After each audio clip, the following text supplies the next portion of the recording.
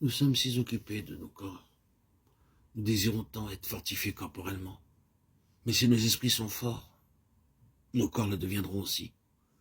Notre corps ne doit pas porter notre esprit, mais c'est notre esprit qui doit dominer notre corps.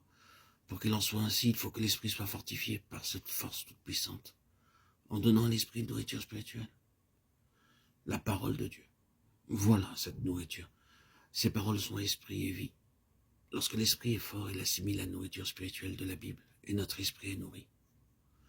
Nous avons besoin d'un esprit vraiment fort, plus que d'un corps fort, et même plus que d'une forte intelligence. Notre intelligence sera fortifiée si nous possédons un esprit qui la vivifie. Car c'est dans cet esprit que le Saint-Esprit demeure. C'est le sanctuaire de Dieu. C'est l'endroit où Dieu demeure. Et il faut que la force de Dieu, toute puissante, entre dans notre esprit jusqu'à ce qu'il soit fortifié dans le Seigneur, dans sa force toute puissante. Avez-vous demandé à Dieu de fortifier votre esprit?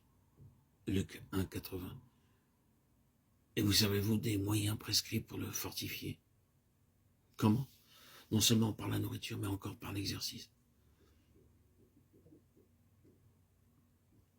Un esprit fort s'obtient par l'exercice. C'est pourquoi Dieu permet cette lutte. Notre esprit se fortifie dans cette guerre, et c'est pourquoi Dieu permet cette guerre.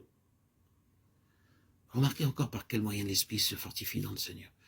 Il nous est donné dans le 11e verset du chapitre 4 des Éphésiens, revêtez-vous de toutes les armes de Dieu afin que vous puissiez résister, littéralement vous tenir debout contre ou aux embûches du diable. Dit-il aux embûches du monde? Non, des gens, non, mais du diable. Ici, nous voyons une position de l'esprit qui nous est indiquée, afin que nous puissions résister à un ennemi invisible et spirituel qui trame des embûches dans un but défini. Ces embûches sont placées pour nous attirer hors de notre position.